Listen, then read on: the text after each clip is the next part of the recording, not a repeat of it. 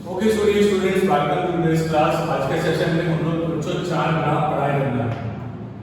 Okay, क्या है exactly ये ग्राफ? तो आज हम लोग ग्राफ देखेंगे एनर्जी वर्सेस रिएक्शन प्रोग्रेस का। एनर्जी वर्सेस रिएक्शन प्रोग्रेस के बारे में ग्राफ देखना है। पूरा ध्यान लगा के लेक्चर देखना, क्योंकि आज के सेशन के कंप्लीट होते ही आप लोगों को 4 ग्राफ बहुत अच्छे से समझ में आ जाएंगे। एंड उसके बाद आज एक नया कंसेप्ट एक्टिवेशन एनर्जी वो भी आ रहा है। ओके, तो शुरुआत करते हैं बच्चों बहुत इजी सेशंस की। सही है, एनर्जी वर्सेस रिएक्शन प्रोग्रेस का ग्राफ। सबसे पहली बात तो ध्यान रखना, रिएक्शन जो होती है बच्चों, रिएक्शन बेसिकली 2 तरह से होती है। एक होगी exothermic. Now as you already know what is exothermic reaction. उस टाइप की रिएक्शन है जहां पे एनर्जी रिलीज होती हो आफ्टर फॉर्मेशन ऑफ प्रोडक्ट बनने के साथ। मान लीजिए हमने लिया A plus B gives C plus energy, that this one is an example of exothermic reaction। तो बच्चों ये एग्जांपल हुआ एक्सोथर्मिक रिएक्शन का। अब दूसरी जो रिएक्शन होगी वो होगी बच्चों एंडोथर्मिक।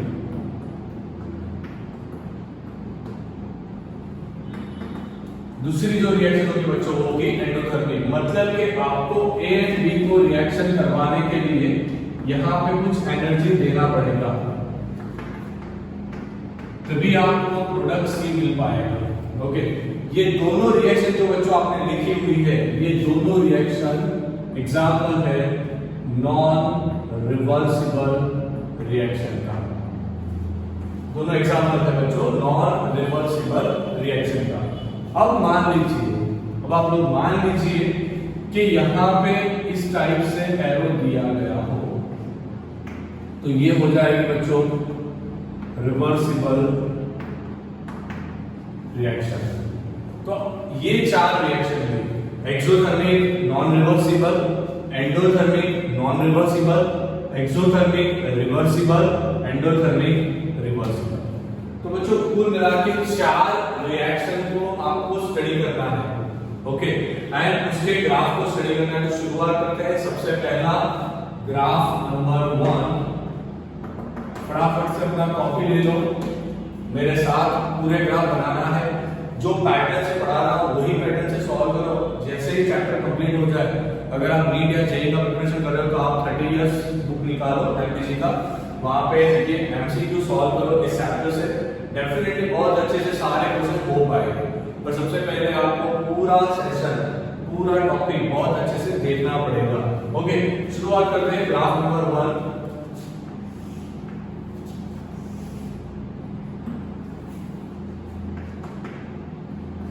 ओके, अब ग्राफ क्या है, कैसे पढ़ना है, तो ध्यान से पहले तो देखो यहां पे एक्स एक्सिस। ओके बच्चों, यहां पे आएगा वाई एक्सिस। एक्स एक्सिस में हम लोग बच्चों लिखने वाले हैं रिएक्शन प्रोग्रेस। यहां पर क्या लिखेंगे? Reaction progress. यहां पे हम लिखने वाले हैं बच्चों एनर्जी। तो 2 चीज समझ में आ गई, दोनों वेरिएबल। एक आएगा रिएक्शन प्रोग्रेस, दूसरा आएगा एनर्जी। अब इस साइड पे हम लिखेंगे रिएक्टेंट को, एंड जो इस साइड पे चला गया वो कन्वर्ट हुआ प्रोडक्ट में। ओके, बीच में ये एक लाइन खींची हुई है, ये लाइन जो कहलाती है थ्रेशोल्ड एनर्जी। ये है थ्रेशोल्ड एनर्जी। मतलब कि बच्चों जितने रिएक्टेंट इस साइड पे है, अगर उसको प्रोडक्ट में कन्वर्ट होना है तो उसे ये बैरियर क्रॉस करके उतरना पड़ेगा। समझ गए? दिमाग में गया कि नहीं? फिर से एक बार ध्यान से देखना। आपका जो रिएक्टेंट यहां पर है, अगर उसे प्रोडक्ट बनना है तो उसे डायरेक्टली नहीं जा पाएगा, उसे क्या करना पड़ेगा? थ्रेशोल्ड एनर्जी बैरियर को या फिर थ्रेशोल्ड एनर्जी को क्रॉस करना पड़ेगा। तभी वो क्या बन पाएगा बच्चों, प्रोडक्ट बन पाएगा, बाकी प्रोडक्ट नहीं बन पाएगा। ओके, अब ध्यान से देखो, यहां पे मैंने लिया हुआ है रिएक्टेंट। अब आप लोग सोचोगे कि सर क्यों यहां पे रिएक्टेंट बताया, क्यों जीरो पे नहीं बताया? कोई भी रिएक्टेंट जो होता है बच्चों वो कभी जीरो एनर्जी के साथ नहीं होता। इसका मतलब समझो, कोई भी रिएक्टेंट कभी जीरो एनर्जी लेवल पे नहीं होता। अगर यहां से आप शुरू करते तो उसका मीनिंग वो होता कि आपने ऐसा रिएक्टेंट लिया जिसका एनर्जी जीरो है, पर वो पॉसिबल नहीं होता। कोई भी रिएक्टेंट का कुछ ना कुछ तो एनर्जी होता ही है। ओके, मान लीजिए कि रिएक्टेंट का एनर्जी है ER, तो यहाँ पे हम नोटेशन को सिंबलाइज करेंगे। ER का मतलब होगा energy of reactant, energy of reactant. Okay, अब ध्यान से देखो, रिएक्टेंट के पास खुद के पास पहले से ER जितना एनर्जी था, अब उसे प्रोडक्ट बनना है तो उसे थोड़ा और एनर्जी, इतना एनर्जी आपको उसे देना पड़ेगा। ओके, इसको बोला जाता है EA, ये मतलब एक्टिवेशन एनर्जी।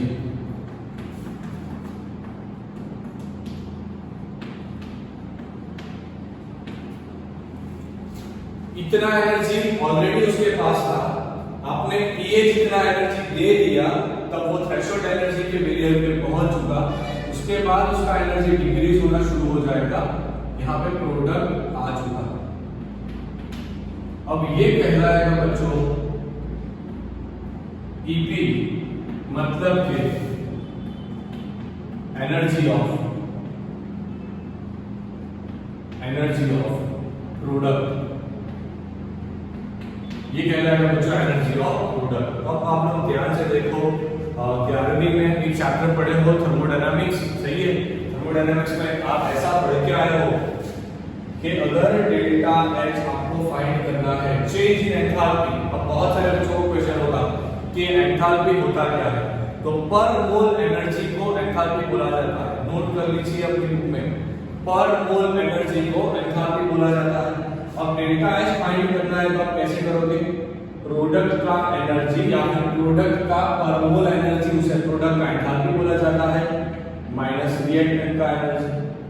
खुद से दिमाग लगाओ, यहाँ पे देख के EP कितना है, यहाँ पे बड़ा है, किससे? ER से। तो इसका क्या मतलब निकल के आया? ओवरऑल आंसर कितना आएगा? पॉजिटिव। अगर डेल्टा H का वैल्यू पॉजिटिव आ रहा है तो उसका मतलब ये हुआ बच्चों के रिएक्शन कैसा है? एंडोथर्मिक। ये चीज आप लोग ऑलरेडी थर्मोडायनामिक्स में पढ़े हो बच्चों कि अगर डेल्टा H का वैल्यू पॉजिटिव निकल के आएगा तो रिएक्शन कैसा होगा? Endothermic reaction. पर यहाँ पे ध्यान से देखो कि रिएक्शन एक ही और जा रहा था, बैकवर्ड नहीं आ रहा, मतलब रिएक्शन है एंडोथर्मिक नॉन रिवर्सिबल रिएक्शन। तो उसके बारे में जो ग्राफ बनेगा ये ऐसा कुछ बनेगा। ये हुआ एक्टिवेशन एनर्जी।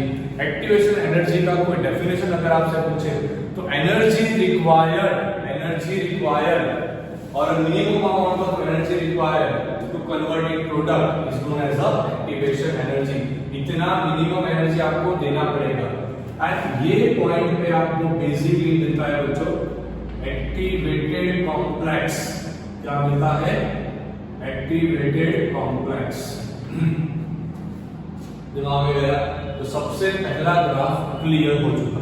देखो ग्राफ अगर अच्छे से समझ गए तो पूरा कंसेप्ट दिमाग में जाएगा, अगर ग्राफ ही नहीं समझे हो तो कुछ समझ में नहीं आएगा। ओके, दूसरा ग्राफ नोट करना है। ओके डियर स्टूडेंट्स, तो स्टार्ट करते हैं नेक्स्ट ग्राफ।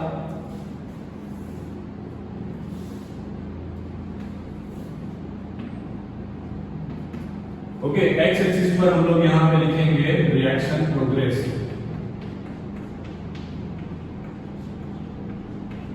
वाई एक्सिस पर बच्चों हम लोग लिखेंगे एनर्जी को। फिर से वही बात, ये आ गया हमारा बच्चों थ्रेशोल्ड एनर्जी बैरियर। ये क्या आ गया? Threshold energy. ओके, यहां पे आएगा रिएक्टेंट, इस तरफ आएगा प्रोडक्ट। अब जब आपने रिएक्शन शुरू किया होगा, मान लीजिए कि इतना एनर्जी उसके पास ऑलरेडी था।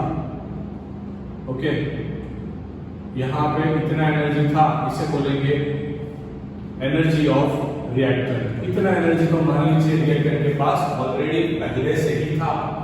ओके, अब आपने उसे एनर्जी और थोड़ा दिया, मतलब कि आपने एक्टिवेशन एनर्जी दे दिया, प्रोडक्ट बन चुका, कुछ ऐसा ग्राफ निकल के आया। ये होगा एनर्जी ऑफ प्रोडक्ट। ओके, अगर आप इसके लिए डेल्टा एच का वैल्यू निकालोगे तो वो आएगा Ep माइनस ER। अब ग्राफ के ऊपर से एक चीज तो क्लियर है ना कि Ep का वैल्यू कैसा है? स्मॉलर, किससे? ER से। तो ओवरऑल आंसर कैसा आएगा? नेगेटिव। इसका मतलब ये हुआ कि ये जो रिएक्शन आपको दी गई है बच्चों, वो कैसी है? Non reversible exothermic reaction. किस टाइप की रिएक्शन है बच्चों? नॉन रिवर्सिबल एक्सोथर्मिक रिएक्शन का एग्जांपल आपको दिया गया है। अब देखो, बहुत इंपॉर्टेंट एक चीज ध्यान रखना है कि अगर आप लोगों ने कैटालिस्ट को यूज किया, ये टॉपिक मैं यहां पर भी पढ़ा रहा हूं, बुक में सेपरेटली दिया होगा, सेपरेटली करने की कोई जरूरत नहीं है, यहां पे ध्यान से देखो। अगर आपने कैटालिस्ट का यूज किया तो वो एग्जैक्टली करेगा क्या? ऐसा लिखा गया है बुक में कि catalyst reduce the activation energy. Catalyst काम क्या करता है? एक्टिवेशन एनर्जी को कम करता है। मतलब इससे क्या समझ में आया? अगर आपने कैटालिस्ट यूज किया होता, पहले बैरियर इतना बड़ा था, अगर आपने कैटालिस्ट यूज किया तो थ्रेशोल्ड एनर्जी ही कम हो जाएगी। अब आप पहले बैरियर बहुत बड़ा था, मतलब कि मान लो कि 100 रिएक्टेंट का मॉलिक्यूल था, उसमें से सिर्फ 80 रिएक्टेंट का मॉलिक्यूल ही प्रोडक्ट में कन्वर्ट हो पाया, क्योंकि बैरियर बहुत बड़ा था ना। मान लीजिए बहुत ऊंची सी दीवार है, उसे क्रॉस करना है, उससे जंप लगाना है, एक साइड पे 100 आर्मी है, तो क्या होगा? वो 100 के 100 बहुत ऊंची दीवार होगी तो शायद नहीं कूद पाएंगे, पर अगर उस दीवार का हाइट कम कर दिया तो पॉसिबिलिटी है कि 100 से 98, 97 पीपल्स वो शायद जंप कर लेंगे। सही है कि नहीं? ओके, तो पहले 100 पीपल यहाँ पे थे, 80 जंप कर सकते थे। 100 रिएक्टेंट के मॉलिक्यूल थे, उसमें से 80 ही जंप कर पाते थे। पर जब थ्रेशोल्ड एनर्जी का बैरियर ही कम हो गया, अब क्या होगा? अब शायद 100 में से 90 ये चीज क्रॉस कर पाएंगे। मतलब कैटालिस्ट बेसिकली क्या करता है? तो कैटालिस्ट थ्रेशोल्ड एनर्जी को कम करता है। एज अ रिजल्ट क्या होता है? उसका जो एनर्जी ऑफ रिएक्टर था वो तो फिक्स था, वेरिएबल कौन है? सिर्फ ये, क्योंकि इतना तो फिक्स ही रहता है। ओके, तो बेसिकली होगा क्या? अगर ये कम हो गया, इसकी जगह मान लो कि ऐसा कुछ बैरियर आ गया, तो अब देखो क्या होगा। अब आप खुद से दिमाग लगाओ कि एग्जैक्टली कम क्या होगा बच्चों? क्या ER में कोई फर्क पड़ा? नहीं। तो फर्क किसमें आया? सिर्फ EA डैश में। यहां पे फर्क आ रहा था EA डैश में, मतलब कैटालिस्ट काम करता है एक्टिवेशन एनर्जी को कम करने का। उससे होगा क्या? एक्टिवेटेड कॉम्प्लेक्स जल्दी फॉर्म हो जाएगा, उससे होगा क्या? प्रोडक्ट आसानी से बनना शुरू हो जाएगा। तो ये चीज हुई। कैटालिस्ट का इफेक्ट क्या होता है? आप एनसीईआरटी निकाल के एक बार बहुत अच्छे से ये टॉपिक देखो, पूरी चीज इसके बेस पर सीखो। ओके, तो ये दोनों ग्राफ फटाफट से अपनी कॉपी में लिखो, उसके बाद 2 और ग्राफ पढ़ाई करना है, जल्दी से कॉपी में लिखो फटाफट से।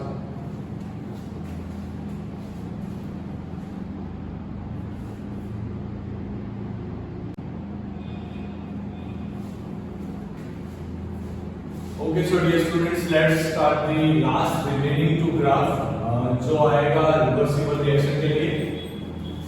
सबसे पहले अगेन वही सारी चीजें करनी है आप लोगों को। ग्राफ नंबर 3 यहां पे हम प्लॉट करेंगे बच्चों ग्राफ नंबर 4। काइनेटिक्स समझना बहुत आसान हो जाएगा अगर आपने टेबल्स को और ग्राफ को अच्छे से तैयार कर दिया। ओके, अब आप ध्यान से देखो, एक्स एक्सिस पे क्या लिखना था, रिएक्शन प्रोग्रेस, वाई एक्सिस पे लिखना था बच्चों एनर्जी को, यहां पे आएगा एनर्जी एंड यहां पे आएगा रिएक्शन प्रोग्रेस। ओके, चलो दोनों में थ्रेशोल्ड एनर्जी बैरियर बताना था, यहां गया थ्रेशोल्ड एनर्जी बैरियर, ये यहां का थ्रेशोल्ड एनर्जी बैरियर है। ओके,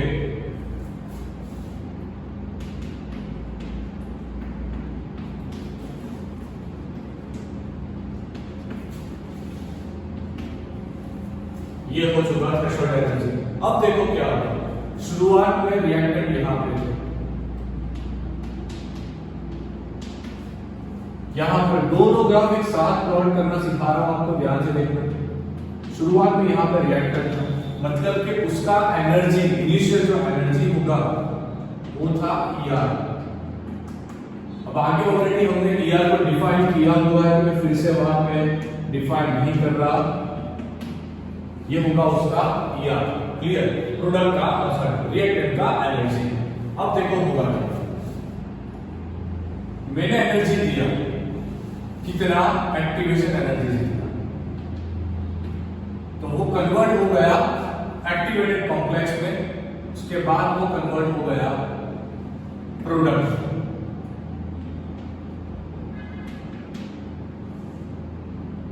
ये आ गया हमारा एनर्जी ऑफ प्रोडक्ट। अब ये रिएक्शन बच्चों एंडोथर्मिक रिवर्सिबल,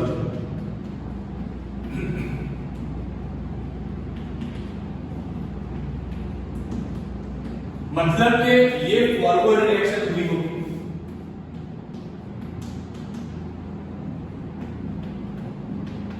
ये जो रिएक्शन हुई है ना ये फॉरवर्ड हुई, मतलब इसे बोला जाएगा energy of activation for forward reaction. तो यहां पर लिखना पड़ेगा, ये F का मतलब होता है एनर्जी ऑफ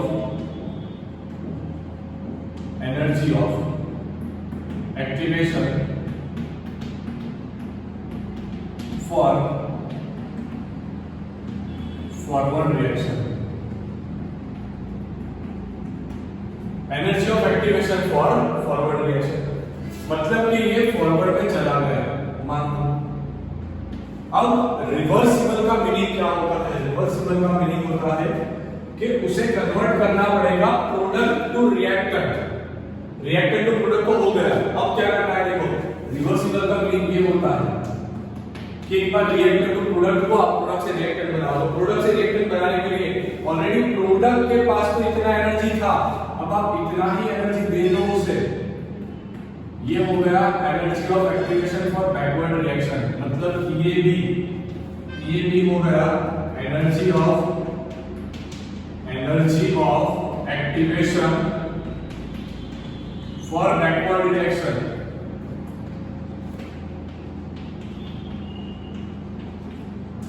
ये हो गया बैकवर्ड रिएक्शन के लिए एनर्जी ऑफ एक्टिवेशन। अब आप खुद से दिमाग लगाओ, अगर आप लिखोगे डेल्टा एच तो डेल्टा एच लिखोगे Ep माइनस ER के टर्म में, सही है, प्रोडक्ट का एनर्जी माइनस रिएक्टेंट का एनर्जी। अभी आप खुद से दिमाग लगाओ, अगर आपको Ep लिखना है तो आप Ep कितना लिखोगे, ये दोनों का समेशन, ध्यान से देखना, Ep होगा ER का समेशन प्लस EAF का समेशन, ये दोनों का समेशन, उसमें से कितना माइनस कर दो। देखो सिंपल चीज है, इसमें से कितना माइनस कर दो, सही है, माइनस EAR। ये तो था, मैंने क्या किया, Ep का वैल्यू निकाला, Ep का वैल्यू कितना होगा, ये दोनों का समेशन माइनस ये कर दो तो आपको Ep का वैल्यू मिल जाएगा। तो यहाँ पे आप देखो तो ER चला, तो यहाँ पे आएगा energy of activation for forward reaction minus energy of activation for backward reaction. अब आप खुद से ग्राफ पे से दिमाग लगाओ, energy of activation for backward reaction से energy of activation forward reaction ज्यादा है। इससे साबित क्या हुआ कि ओवरऑल आंसर कैसा आएगा, पॉजिटिव, मतलब रिएक्शन एंडोथर्मिक रिवर्सिबल है। रिएक्शन कैसी है बच्चों, एंडोथर्मिक रिवर्सिबल रिएक्शन है, ये साबित हो चुका। बस यही सारी चीज यहाँ पे करना, ध्यान से देखना। रिएक्टेंट के पास कितना एनर्जी था, एक्टिवेशन एनर्जी दिया, यहाँ गया energy of activation for forward reaction, energy of activation for forward reaction. Activated complex बना, प्रोडक्ट बनना शुरू हुआ, ये आ गया प्रोडक्ट। ओके, ये आप हो गया बच्चों एनर्जी ऑफ प्रोडक्ट। ये बात थी फॉरवर्ड की। अगर बैकवर्ड की बात आती तो आप उसे ऐसे कुछ सिंबल करके बता पाते। ओके, तो यहां पर भी यही चीज करनी है, करना कुछ नहीं है। ये हुआ फॉरवर्ड की बात।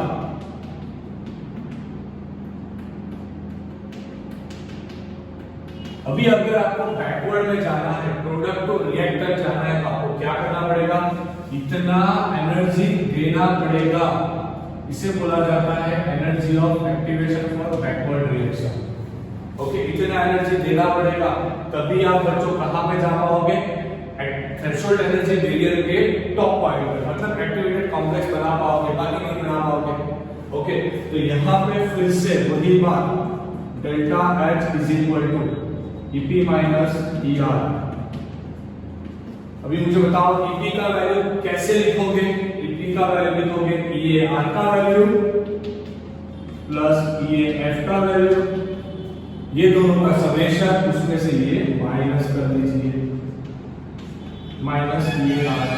तो बेसिकली बच्चों EAR तो निकल गया, तो यहां पे फिर से वही वैल्यू आई EAF माइनस EAB, इसे बोला जाता है डेल्टा H। अब आप खुद से दिमाग लगाओ, यहां से देखो कि energy of activation for backward reaction वो energy of activation for forward reaction से ज्यादा होगी। इसका मतलब ये हुआ ओवरऑल आंसर नेगेटिव आएगा। इसका मतलब ये हुआ कि ये जो ग्राफ दिया हुआ है वो एक्सोथर्मिक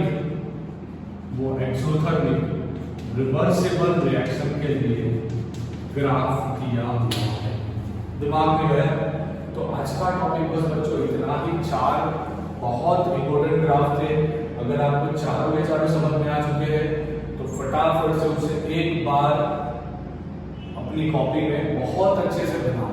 ओके, देखो ये अगर आप एनसीईआरटी निकाल के देखोगे तो बहुत सारे बच्चों को क्वेश्चन होगा सर ये ग्राफ कहाँ पे दिए हुए हैं।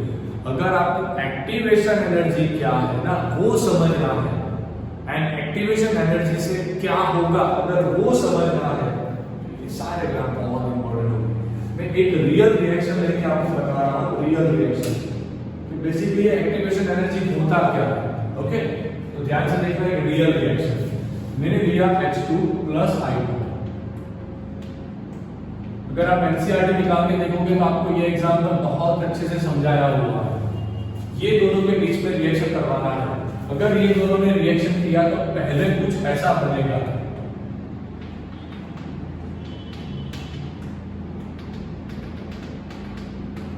ये क्या हुआ देखो, ध्यान से देखो, 2 हाइड्रोजन थे मैंने रख दिए, 2 आयोडीन को मैंने रख दिया, चारों के बीच में बॉन्ड है। ये बॉन्ड नया बना है, ये बॉन्ड पुराना बना है। ओके, एंड ये जो बनाना बच्चों इसे ही बोला जाता है एक्टिवेटेड कॉम्प्लेक्स।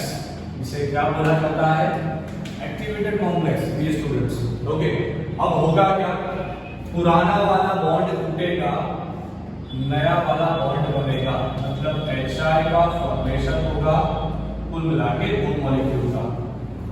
तो एक्टिवेटेड कॉम्प्लेक्स बनाने के लिए आपको जो एनर्जी चाहिए, आप जो एनर्जी प्रोवाइड कर रहे हो उसे बोला जाता है एक्टिवेशन एनर्जी। उसे ही बोला जाता है बच्चों एक्टिवेशन एनर्जी। दिमाग में गया। कई बार क्या होता है जब कैटालिस्ट होता है बच्चों वो बेसिकली सॉलिड फॉर्म में होता है। ओके, एक बहुत अच्छा सा क्वेश्चन पूछा गया था एग्जाम में कि कैटालिस्ट का काम बताओ। तो कैटालिस्ट का काम होता है एक्टिवेशन एनर्जी को रिड्यूस करना। कैटालिस्ट का काम क्या होता है? एक्टिवेशन एनर्जी को रिड्यूस करना। अब बहुत बढ़िया वाला एक ग्रीन का क्वेश्चन है, वो भी सॉल्व करना है यहाँ पे कि टंगस्टन का सरफेस